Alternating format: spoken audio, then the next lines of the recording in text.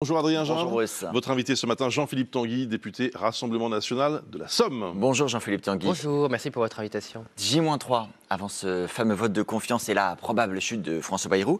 Les socialistes aspirent à gouverner à sa place. Si vous vous retrouvez avec la gauche au gouvernement, vous ferez une drôle de tête, non ? Vous êtes vraiment sûr de vouloir faire tomber François Bayrou ?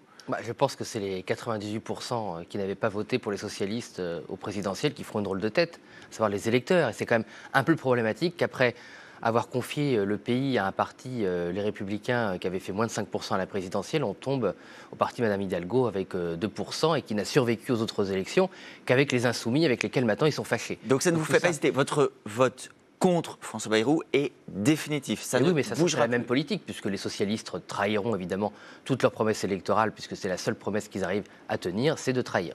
Donc, aucun changement possible. Non, ce sera la même politique. Ce sera la même politique, donc chacun prendra ses responsabilités. Je dois dire que j'ai été un peu surpris que les Républicains avouent aussi vite qu'ils soutenaient les socialistes aussi facilement. Les Insoumis, j'ai l'impression, vont plus censurer les socialistes que les amis de M. Wauquiez. Donc on est quand même dans des révélations politiques qui se succèdent et qui sont un peu inquiétantes pour notre pays. Je précise ce que vous dites. Vous faites en réalité allusion au propos de Laurent Wauquiez hier, président des députés Les Républicains à l'Assemblée, qui dit au nom de la stabilité du pays, nous ne censurerons pas d'office un gouvernement PS ni RN, d'ailleurs, dit-il. Tout à fait. Mais c'est plutôt logique que les Républicains ne censurent pas le Rassemblement national, dans la logique de leurs électeurs. C'est un peu plus surprenant qu'ils ne censurent pas les socialistes, mais ça c'est la logique partisane. C'est un peu dommage pour l'intérêt national, mais écoutez, nous verrons bien.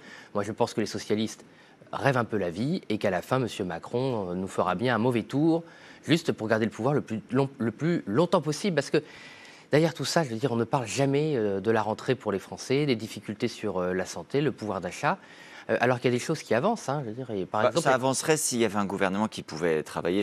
Il y aurait un débat peut-être sur le fond plutôt qu'un débat de savoir qui va gouverner. Juste, est-ce que vous pourriez dire la même chose, dire au nom de la stabilité du pays, on laisse un gouvernement travailler? Non, mais il n'y a pas de stabilité du pays. En fait, c'est une illusion. C'est pas parce que vous avez un Premier ministre qui a l'air... donc on est condamné au bazar.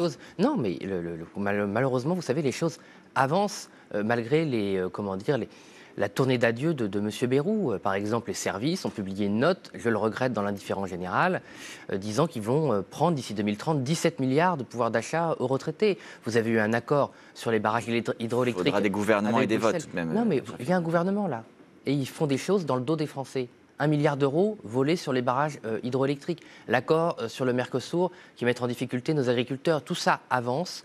Alors que M. Bayrou dit qu'il fait autre chose. Donc vous savez, il faut aussi que les Françaises et les Français aient conscience malheureusement de la gravité de la situation qui se déroule un peu dans leur dos, avec des macronistes qui font toujours un peu les marionnettistes sur scène et qui laissent passer en coulisses des choses très graves pour l'intérêt national. Vous disiez à l'instant, tout ça, ça va se terminer de toute façon par un mauvais coup du président. Qu'est-ce que vous avez en tête? Ce sera quoi le mauvais coup du président? Vous savez, l'année dernière, M. Bayrou, lapsus révélateur, M. Macron a utilisé les Jeux Olympiques pour ne pas tenir compte des élections pendant 3 mois. Donc, si vous voulez, M. Macron a toujours des espèces de coups de com' abusant de ses prérogatives présidentielles pour faire perdre un temps précieux à la France. Donc là, je ne sais pas ce que M. Macron a en tête pour nous faire perdre un temps précieux, mais il devrait plutôt écouter Marine Le Pen, à savoir une dissolution ultra rapide pour que les Français puissent rompre avec le macronisme et qu'on ait le temps, nous, si nous gagnons les élections avec Jordan Bardella, de proposer un autre budget et un redressement national. Parce que chaque jour qui passe avec M. Macron est un jour perdu pour la France. Mais s'il n'y a pas de dissolution, là, comme vous venez de le dire, qu'est-ce qui se passe? Le Rassemblement national dira on censure tout gouvernement, qu'il soit de gauche, qu'il soit du bloc central, vous dites c'est la même chose. Dès qu'il arrivera aux manettes, censure? Oui, tout gouvernement qui continue la politique de M. Macron, ou celle de M. Bayrou, c'est la même, ou celle de M. Faure, puisqu'il y ressemblera beaucoup, sera censuré par le Rassemblement national. Mais donc potentiellement, dans 10 jours, dans 15 jours, on a une nouvelle motion de censure, une nouvelle chute du gouvernement, si je vous écoute. Mais s'ils ne tiennent aucun compte de leur échec, oui. C'est quand même fascinant d'avoir des gens qui sont incapables de se réformer, qui ont créé 1200 milliards de dettes et font la leçon sur la dette, qui sont en déficit permanent et font des leçons sur le déficit. Enfin, c'est complètement surréaliste. Ces gens échouent et veulent continuer à échouer. C'est comme si vous alliez voir un médecin qui vous rendait malade et qui voudrait vous achever.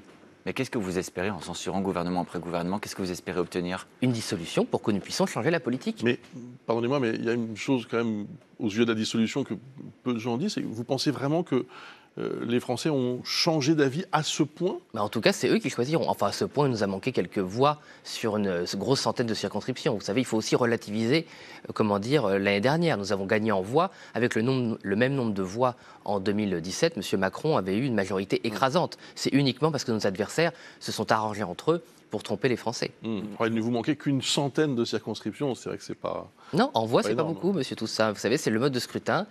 C'est pas passé à grand-chose. C'est faire preuve d'une sacrée dose d'optimisme Toujours, que d'imaginer que subitement, ça fait quand même 40 ans que vous perdez. Mais c'est à l'image de votre émission. Moi, je suis toujours optimiste, toujours joyeux, et je vois toujours les belles choses dès le matin. Bien. Et je pense que notre victoire serait une belle chose pour la France. Jordan Bardella est encore plus optimiste que vous, parce que lui, il ne dit pas dissolution, il dit même démission du président de la République. On rappelle qu'à ce stade, Marine Le Pen ne peut pas se présenter à une présidentielle, même si elle espère qu'un recours serait couronné de succès.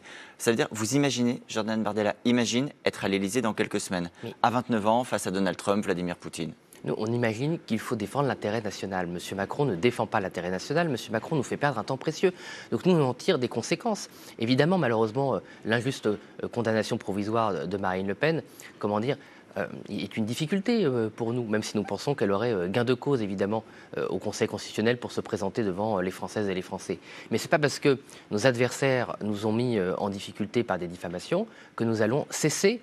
Je vous interroge sur Jordan Bardella, vous me répondez Marine Le Pen. Il y a quand même un sujet de savoir si Jordan Bardella est prêt pour être président de la République dans quelques semaines. Non, mais qu'on réalise ce que vous proposez. Jordan Bardella, à la demande de Marine Le Pen, s'est toujours préparé à cette éventualité.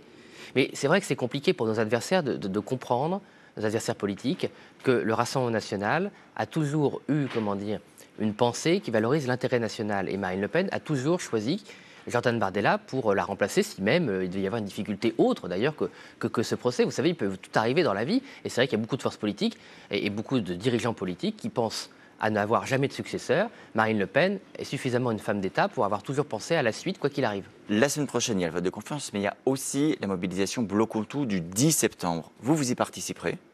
À titre personnel? Oui. Non, moi je pense qu'il faut laisser les mouvements citoyens vivre tranquillement. Même à l'époque, je n'étais pas élu, j'avais laissé les Gilets jaunes. Moi je trouve que c'est toujours compliqué pour les élus de venir parasiter les manifestations, les mouvements citoyens. Voilà. Il faut laisser les Françaises et les Français se mobiliser s'ils le souhaitent. Et je déplore que M. Mélenchon et ses amis aient déjà décidé de gangréner de l'intérieur cette manifestation. Donc moi j'espère surtout que les gens qui sont dans cette manifestation ne se laisseront pas récupérer par l'extrême gauche. Mais est-ce que vous vous félicitez que Bruno Retailleau, on l'entendait dans le journal, dise qu'il faudra entraver toute tentative de blocage?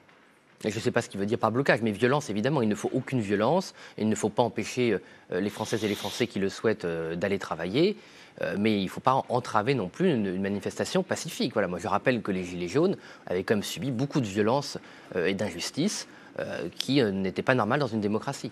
Un dernier mot sur l'Ukraine. Hier, il y avait la coalition des volontaires à Paris. 26 pays sont prêts à s'engager pour des garanties de sécurité en cas de cessez-le-feu. Ça veut dire des hommes au sol, en mer, dans les airs, si ce cessez-le-feu est obtenu. Est-ce que vous soutiendrez ce déploiement des soldats français le moment venu?